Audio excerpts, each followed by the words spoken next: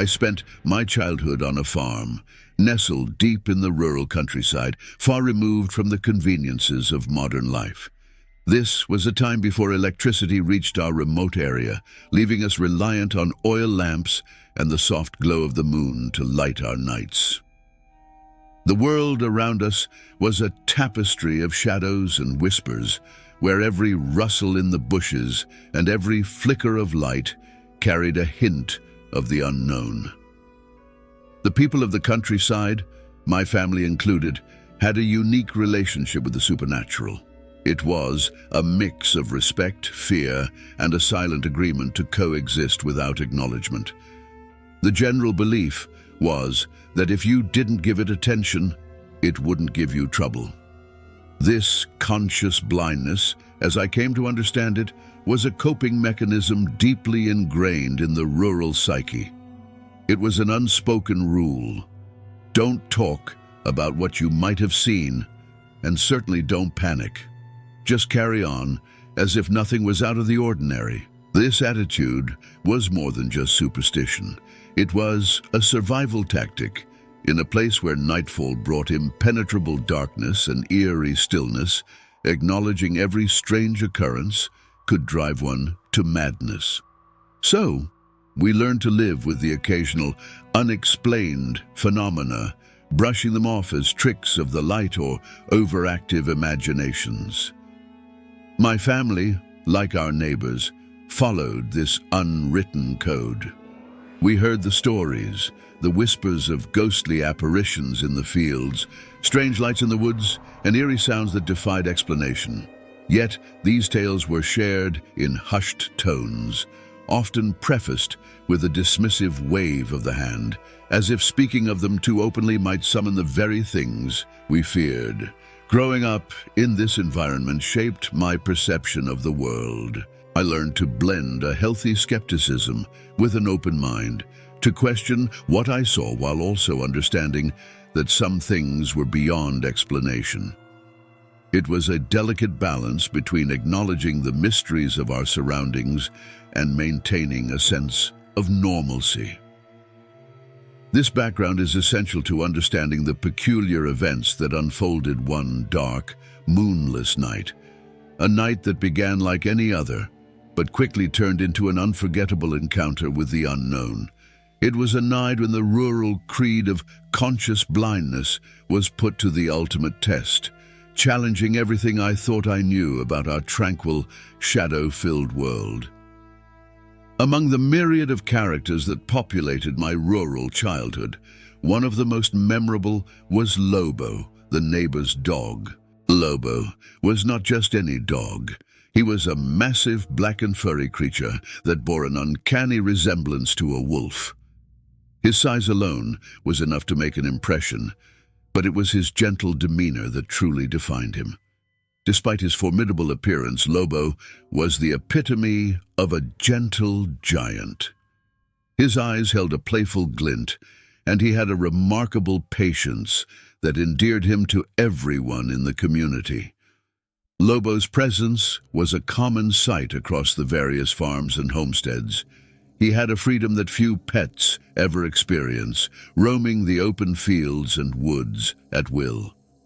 This liberty was a testament to the trust and affection he had earned from everyone around. Lobo was welcomed wherever he went. His visits were greeted with smiles and the occasional treat. Children adored him, and he had a natural affinity for play, whether it was a game of fetch or simply running around the yard. Lobo's boundless energy and friendly nature made him a beloved companion. His name, Lobo, was a simple yet fitting choice. It reflected both his appearance and the rural tradition of straightforward descriptive names. There was no need for fancy or elaborate monikers in our world. A name like Lobo conveyed exactly what he was, a large, wolf-like dog with a heart of gold. His thick black fur was often ruffled by the wind as he bounded through the fields, a familiar and reassuring presence to all who knew him. One of the most endearing aspects of Lobo was his interaction with children.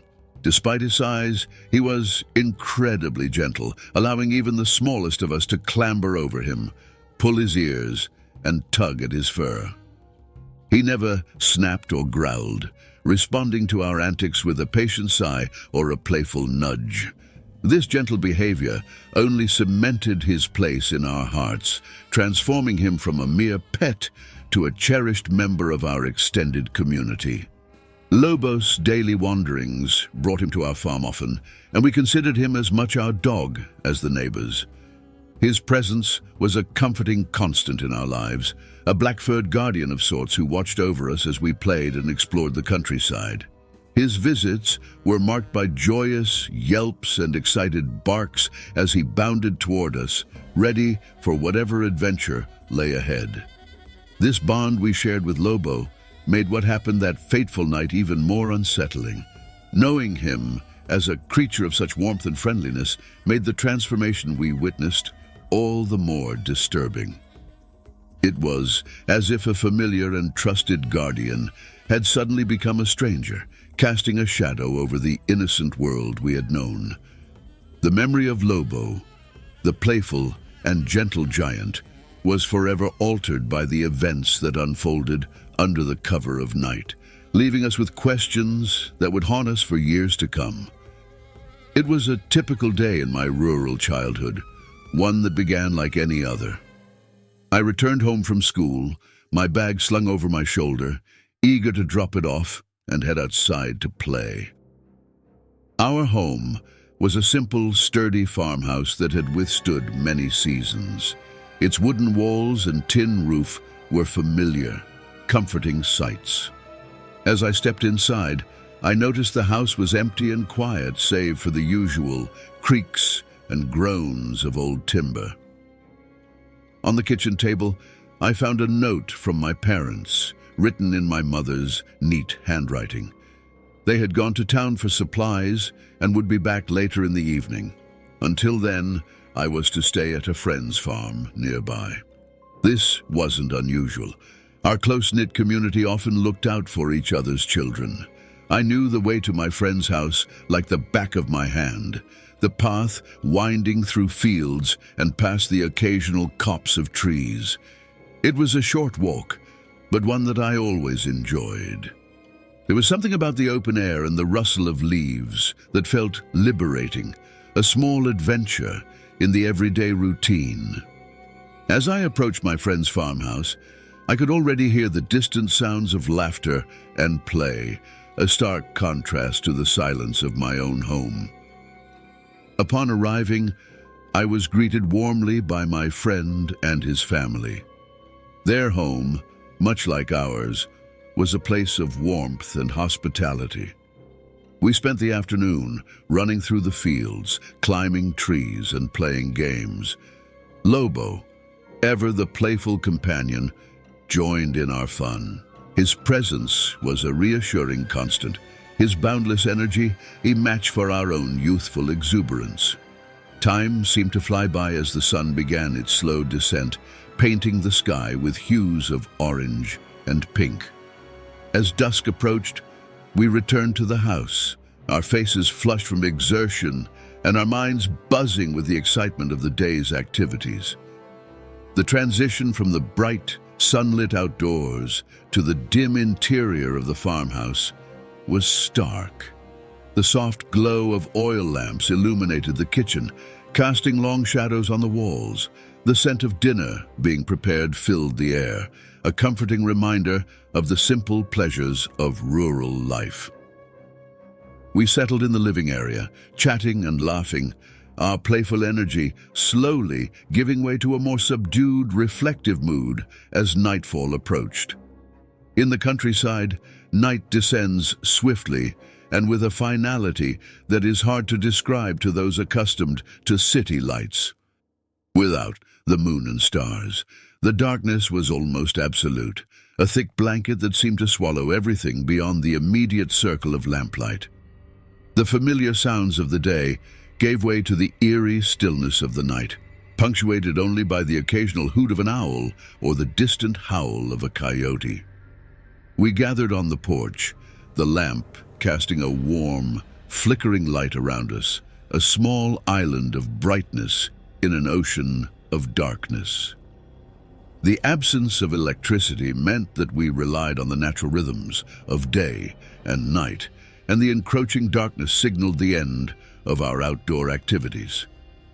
We sat close together, the comforting presence of each other, and the warm light of the lamp a bulwark against the encroaching night.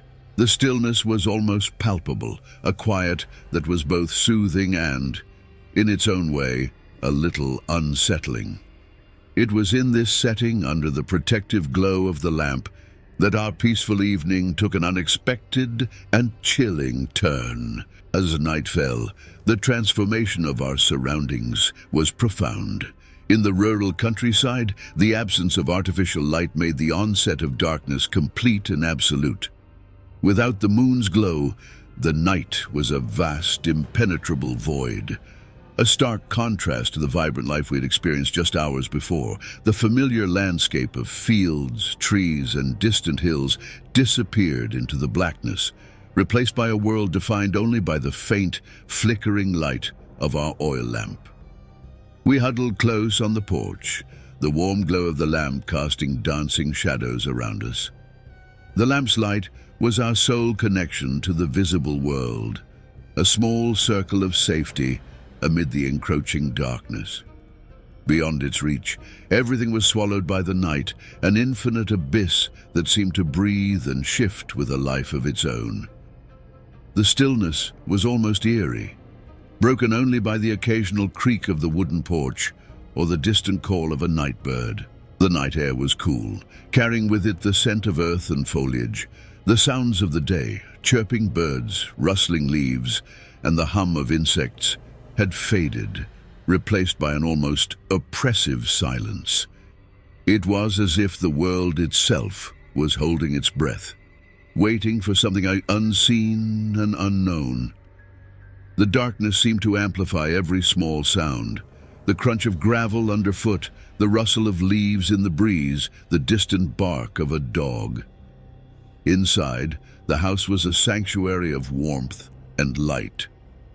The kitchen was alive with the sounds of cooking, the sizzle of food in the pan, the clatter of dishes, and the soft murmur of my friend's mother humming a tune as she prepared dinner.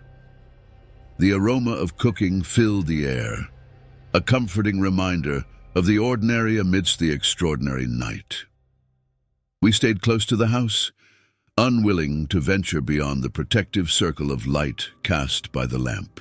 Lobo, our loyal companion, stayed with us, his presence a comforting constant. He lay at our feet, his dark fur blending into the shadows, only his eyes catching the light as they followed our movements. His calm demeanor was reassuring, a silent testament to the normalcy of our evening. We felt safe in his presence, confident that he would alert us to any danger long before we became aware of it. As we sat there, the conversation turned to stories of the supernatural. It was a common pastime in the countryside, where the boundaries between reality and the unknown often seemed to blur. We shared tales of ghostly apparitions, strange lights in the forest, and eerie sounds that had no apparent source. These stories, told in the safety of the lamp's glow, were thrilling and spine-tingling, but always with an undertone of disbelief. After all, such things were always just stories, right? But that night, the line between story and reality began to blur. As we laughed and talked, someone noticed a movement at the edge of the lamplight, near the bamboo grove that bordered the yard. At first, it was just a flicker, a shadow that could easily have been imagined. But then, slowly, the shadow took form. It was Lobo, or at least, it looked like him. The figure moved with a deliberate slowness, emerging from the darkness into the fringes of our light. What struck us first was not the movement itself, but the way Lobo appeared. He seemed different, altered in a way that was hard to pinpoint in the dim light. His silhouette was larger, more imposing, and his gait was unnatural.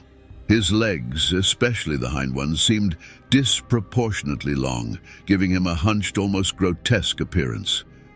The transformation was subtle, yet deeply unsettling, as if something familiar had been twisted into something alien. Fear gripped us, a primal instinct that told us something was very wrong. My friend was the first to react, calling out to his mother in a voice tinged with panic, "Mom, Lobo is coming towards us!" Her response was immediate and urgent, a stark contrast to her usual calm demeanor. "Get inside the house, now!" she yelled, her voice cutting through the night. We didn't need to be told twice. Scrambling to our feet, we rushed into the house, slamming the door behind us. Inside, the warmth and light seemed a fragile barrier against the darkness outside. We huddled together, listening to the sound of our own breathing, the tension palpable. It was then that we realized something even more unsettling. Lobo, the real Lobo, was already inside, cowering in a corner. He was whimpering softly, a sound that cut through the silence like a knife. The implications were clear and terrifying. Whatever was outside, it wasn't Lobo. It was during one of our casual conversations on the porch, under the faint glow of the oil lamp, that someone first noticed the figure emerging from the bamboo grove. At first, it was nothing more than a slight movement at the edge of the lamplight, easily dismissed as a trick of the eye or the rustling of leaves in the breeze. However, as we all turned our attention to the spot, the figure began to take a more defined shape, slowly materializing from the shadows. The initial reaction was one of curiosity. "Is that Lobo?" someone asked, squinting into the darkness. The idea that it could be the neighbor's dog was both comforting and puzzling. Lobo was a familiar and friendly presence, and the thought of him emerging from the darkness initially brought a sense of relief. But as he drew closer, something about his appearance seemed off, triggering an undercurrent of unease among us. In the dim light of the lamp, it became apparent that this wasn't the Lobo we knew. The figure moved with a deliberate slowness, almost as if it were hesitant to step fully into the light. This hesitation itself was unnerving. Lobo was usually so exuberant and carefree, bounding towards us with unrestrained joy. The creature before us, however, seemed to slink forward, its movements measured and almost predatory. As it crossed the boundary of light and shadow, we could see more details. Its fur was matted and darker than usual, absorbing the limited light rather than reflecting it. The size and shape were close enough to Lobo's to cause confusion, but there were subtle differences that became increasingly apparent. The most striking was its posture. The hind legs appeared disproportionately large, giving the figure a hunched, almost malformed appearance. It walked with an uneven gait, its back arched unnaturally, which added to its menacing aura. Fear began to set in. It wasn't the kind of fear that comes with immediate danger, but a deeper, more instinctual dread. There was something profoundly wrong about this creature, something that defied rational explanation. It was as if the familiar had been twisted into something sinister, a distortion of what we knew and loved. The figure's eyes, which should have reflected the light with a friendly glint, were instead dark and lifeless, further alienating it from the Lobo we adored. My friend was the first to break the silence, his voice shaky, but loud enough to cut through the thick night air. "Mom, Lobo is coming towards us."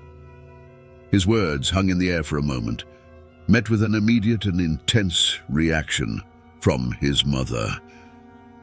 Her usual calm and collected demeanor shattered as she shouted, "Get inside the house now." The urgency in her voice was unmistakable, sparking a burst of adrenaline in all of us. We bolted for the door, our playful evening abruptly transformed into a flight for safety. The transition from the porch to the interior of the house felt like crossing a threshold between worlds. The warmth and light inside were a stark contrast to the cold, menacing darkness outside. We stumbled into the house, our hearts pounding, slamming the door behind us with a collective sigh of relief. Inside, the sense of safety was immediate but fragile. We gathered in the kitchen, the oil lamp now a beacon of security, casting its comforting glow over us. It was then, in the relative calm that followed, that we heard a soft whimpering from the corner of the room. Turning to look, we saw Lobo, our real Lobo, curled up and trembling, his large frame reduced to a frightened ball of fur. He was whimpering softly, his eyes wide with fear, a sight that sent chills down our spines. The realization hit us like a cold wave. The creature outside, the twisted version of Lobo, was not our beloved dog. It was something else entirely, something that had taken on a familiar shape, but carried an air of malevolence. The terror of that moment was not just in the sight of the creature, but in the profound distortion of the familiar into the unfamiliar, the safe into the threatening. It was a night that forever altered our perception of the world around us, casting long shadows over the memories of our rural childhood. The unsettling sight of the creature outside was something none of us could shake off.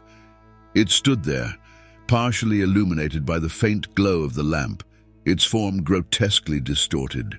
The creature's appearance was a nightmarish version of Lobo, the familiar twisted into something terrifying. Its body, larger and more hulking than Lobo's, seemed almost malformed. The back was arched unnaturally, and the hind legs, disproportionately large compared to the front, gave it a bizarre, lurching gait. As it moved closer, the details became more horrifying. The creature's fur was dark and matted, absorbing the light rather than reflecting it. This gave it an eerie, almost spectral appearance, as if it were a shadow come to life.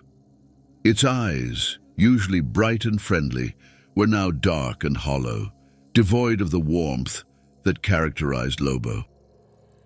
They seemed to peer into the house with a malevolent intent, sending chills down our spines. The way it moved was deeply unsettling. Each step was deliberate, slow, and purposeful, as if it were stalking rather than walking.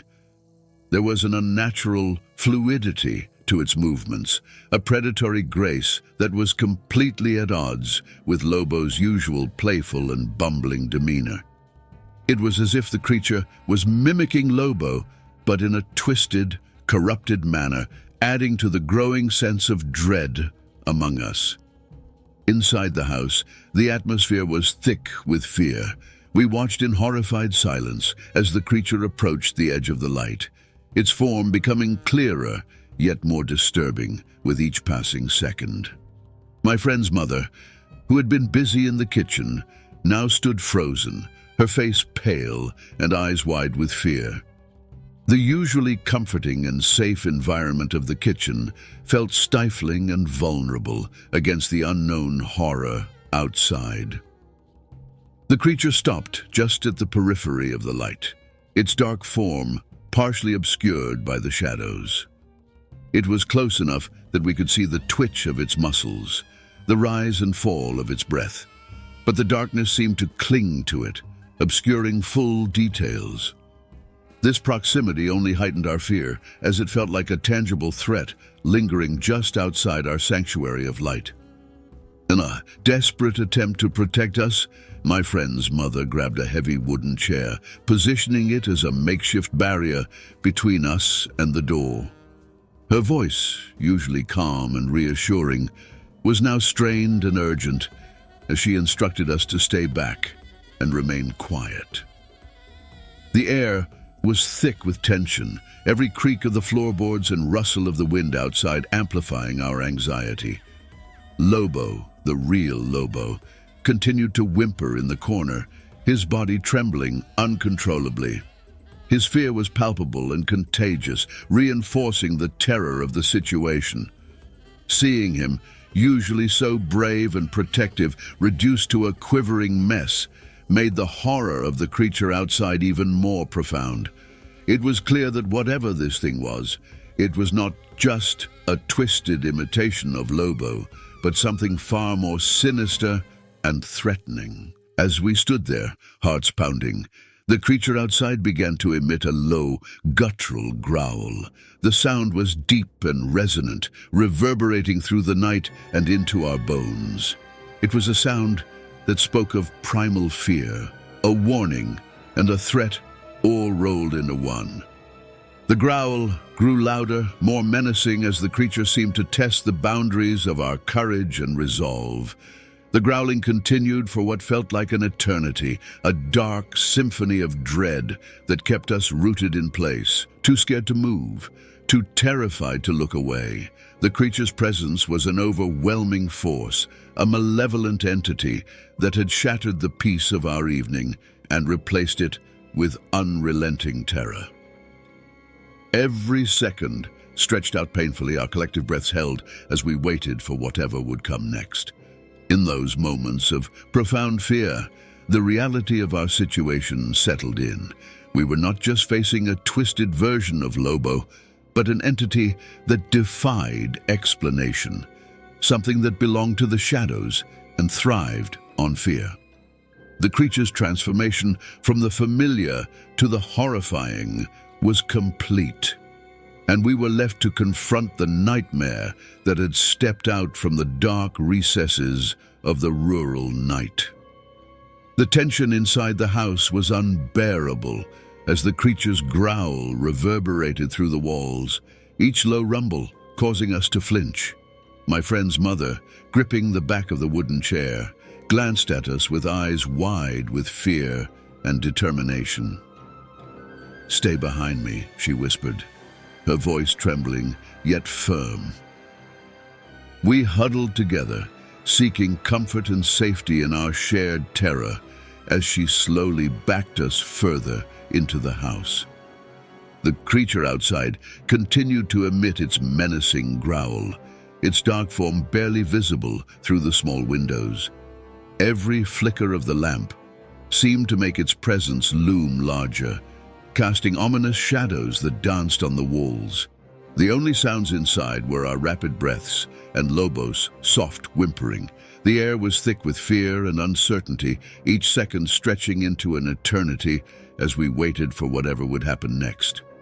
Suddenly, a loud thud shook the door, and we all jumped. My friend's mother shouted, "Go to the back room now!" Her command broke the paralyzing grip of fear, and we scrambled towards the safety of the back room.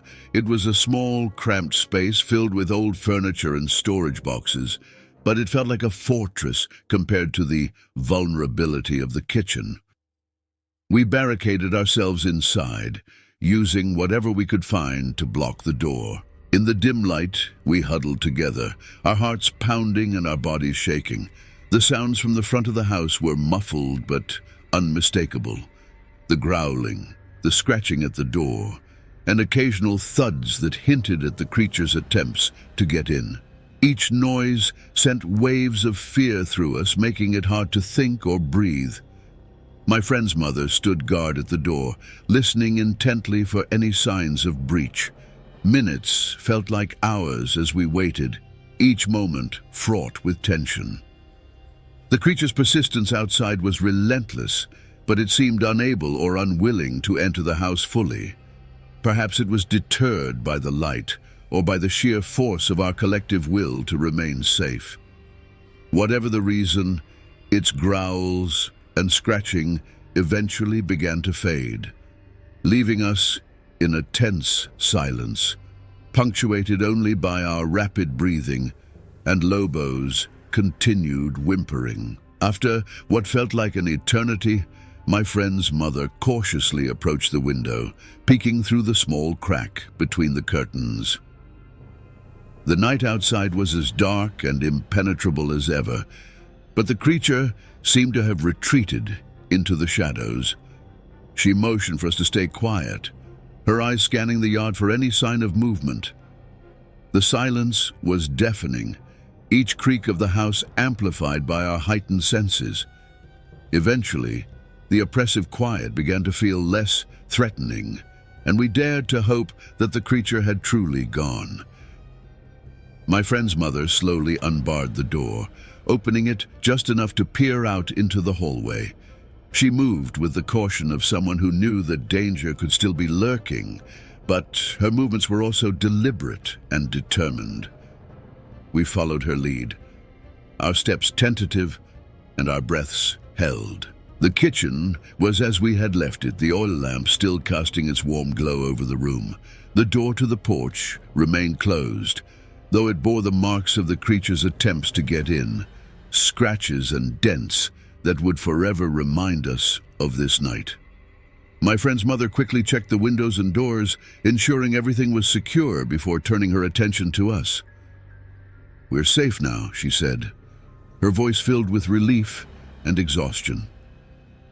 We all exhaled a collective sigh, the tension that had gripped us finally beginning to release.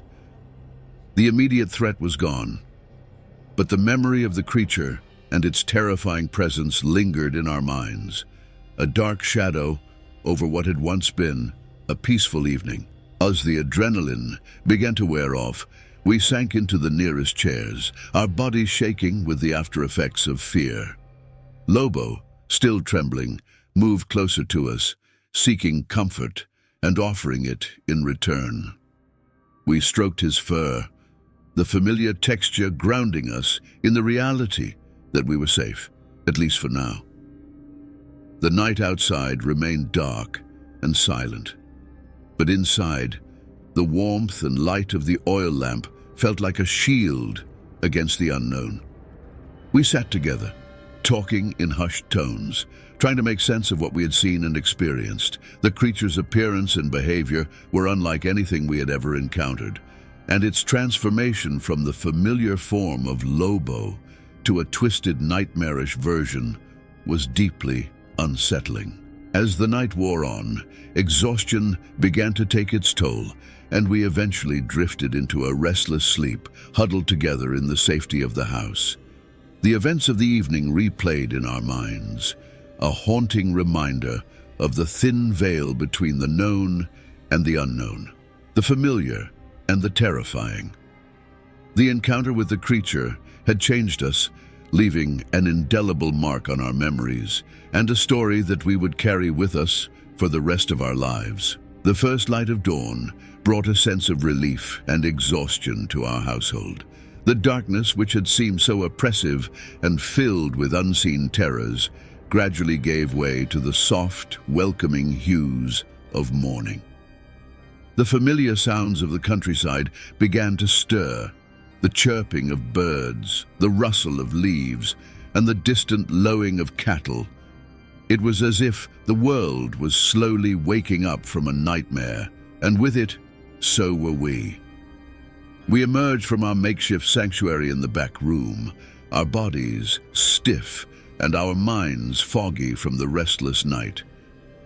The events of the previous evening felt surreal in the light of day, but the scratches on the door and the palpable sense of lingering fear were undeniable reminders that it had all been real. My friend's mother, though visibly weary, moved with a purpose as she began to check the house once more, ensuring everything was in order and that the creature had truly gone. Lobo, our faithful companion, was still with us, though his demeanor had changed. He was no longer the playful, carefree dog we knew. Instead, he seemed subdued, his usual boundless energy replaced by a cautious vigilance.